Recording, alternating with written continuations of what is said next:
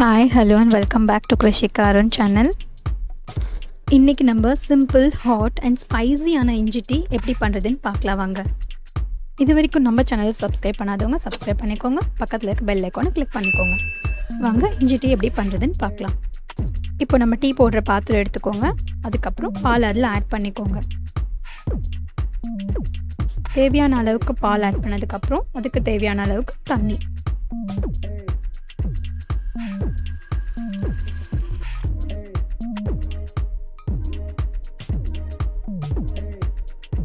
இந்த பாலில் இப்போ டீ தூள் ஆட் பண்ணிக்கலாம்.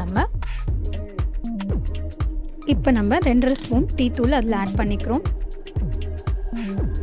ஸோ பால் நல்லா பொங்கி வரணும், அது வரைக்கும் வெயிட் பண்ணுங்கள். நம்ம இஞ்சி ரெடி பண்ணிக்கலாம்.